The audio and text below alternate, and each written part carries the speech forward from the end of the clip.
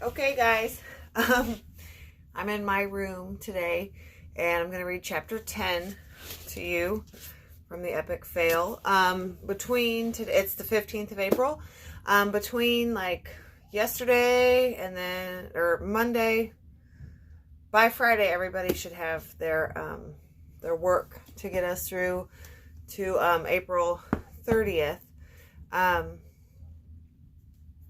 Yeah, I don't know. As soon as I know something, you'll know something about if, when, whatever we get to come back. I'm going to read, like I said, chapter 10. Hidden Recipes is the name of it. It's about 9 pages, so pretty normal for this book so far. But here it is. Hidden Recipes. I left Bren's house and headed to La Cocina to find my mom. Mop's first instinct had been to tell my mom about Wilfredo's plans, so maybe Carmen was right. I got to the restaurant, and Mari said my mom had gone home for the day. Maybe my mom already knew. It's not like Wilfredo Pipo was hiding it. The model was on display in his window. Anybody could see it. I walked into my apartment to find my mom putting away some groceries in the kitchen. "Mom," I said, trying to get her attention. Her phone rang, and when she saw the number calling, she picked up. "Not now, Arturo," she whispered. "Go to your room, please. I need to take this call." She turned her back to me, and as she spoke to the person on the phone, "Yes. Hello, Andrew." "No, nobody's around. What's up?" It was Mop's dad. I kept listening as I walked away. "He did? They approved that? Okay, thanks for the heads up." My mom let out a sigh and then turned around. But before she could see me, I was already in my room. I paced around, trying to figure out what Mop's dad had told my mom. What did they approve? Wilfredo Pipo's plan? I sat at my desk, looking for something to distract me, when I came across Abuela's box. I had forgotten about it, but there it was, inviting me to open a letter and forget my troubles. I closed my door and opened the box. Sifting through it, I placed all the contents on my desk. A CD, a whole bunch of letters, a few pens, a watch that didn't work, and a folded envelope that said in all caps, "Para Arturo Zamora, mi querido nieto, de esto primero." Then, under the Spanish, a translation. "For Arturo Zamora, my beloved grandson, read this first." Huh? I opened the envelope and pulled out the letter inside. It was handwritten in Spanish, with English translations on the side. My abuelo's print was very neat and didn't waste any space. Every inch of the page was covered. I read a few lines in Spanish, then I glanced over to the English. "My dear Arturo, no doubt you will soon speak English much better than I, and perhaps without the slightest hint of an accent. Did you know that right now you are 4 years old and you speak Spanish perfectly?" Totally weird. Maybe that was why I sometimes used Spanish words when English words couldn't fully explain what I needed to say. Like the puro disaster that was going on with La Cocina. I could take Spanish 1 or 2 words at a time, but it was harder to put full sentences together. And forget about asking me to read it. Reading in Spanish was like putting on Abuela's thick glasses and trying to pour cereal into a bowl. I did that once and got so dizzy I almost fell face first into my cocoa yums. So perhaps you are reading this as a young man and wondering what on earth your abuelo is doing, leaving you a box full of letters and music and poetry. Yep, that was pretty much true, abuelo. Perhaps you are thinking your abuelo was a bit loquito, leaving you so much paper to sift through and ponder. Well, rather than hearing stories about me from your parents, or even your abuela, I wanted to let you discover for yourself who your abuelo was. So this box contains every detail of my journey, every challenge, failure, triumph, and success. Let us begin with the first thing.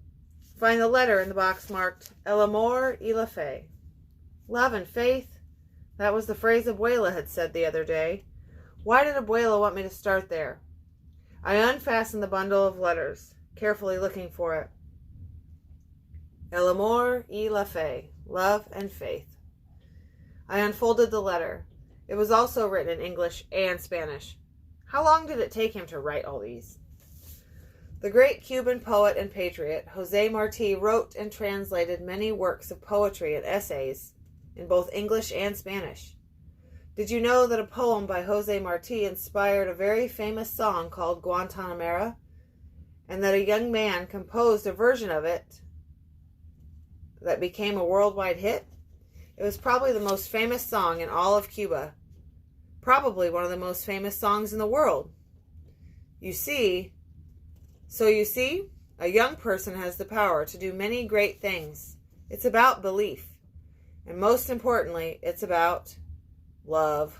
I said it out loud. I didn't even have to look at the page to know what he was going to write. Love. Love is two spirits meeting, joining together, holding each other, helping raise each other from the earth. It is born in the journey of looking for each other, fed by the need to be together. It is incapable of ever breaking apart. Love is not a tempestuous sea. It is a calm river. It is not a bonfire, but a quiet ember. It is not an abrupt end. It is peace. Huh?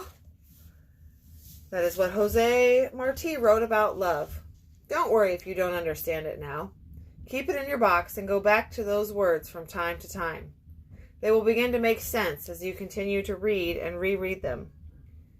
It took me years to understand the full depth of Martí's words, but eventually this is what I learned. I learned that no matter what I physically lost on that journey between countries, my history never changed, because your abuela was with me, as were your mother, aunt, and uncle. I had you and your cousins close to my heart. I had my sister, Tia Abuelo Josefina, and her children with me. We had first cousins and second cousins, and even third cousins with us. One by one, our family came together in this new land. We fight, we Zamoras. We fight for what we believe in. We fight for family. We fight to preserve our sense of home. We fight to be just and fair, and above all, we fight for love. No form of exile or malady can defeat us. It is invincible. The rest of these letters have dates on them. They tell my history in order. Read them and learn from the past. And remember to be adventurous, my Arturo. Be alive. Be in love. Find your voice. Find your story. And remember, sometimes life's answers are hidden in poetry. Tu Abuelo, Arturo Miguel Zamora. I couldn't resist opening another letter.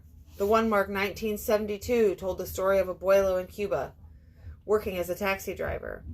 He drove around the famous Malecón, a huge seawall along a district in Havana called Vedado, taking tourists from Europe and Canada to Havana's major sites, the museum, the palace, through the cobblestone streets leading to the University of Havana, and around the famous nightclubs like the Tropicana.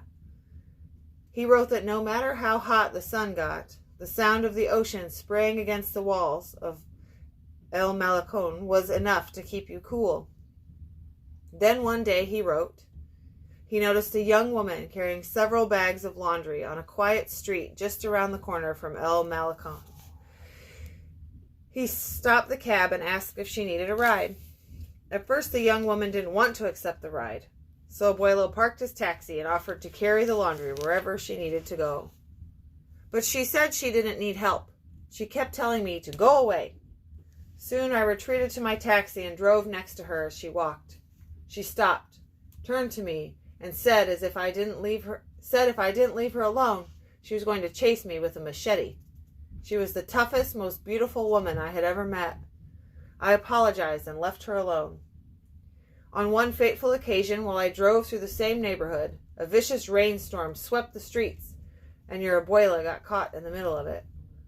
Sometimes storms come out of nowhere in Cuba. Such is life on the island. I saw her huddled under the awning of a building that was closed. The rain whipped sideways with every gust of wind. She was getting soaked, and so were her freshly laundered clothes. I stopped the car and got out. I told her she could stay in my taxi with her laundry and I would wait outside until the rain stopped. She finally accepted. I gave her the keys to my taxi and she waited inside while the storm subsided.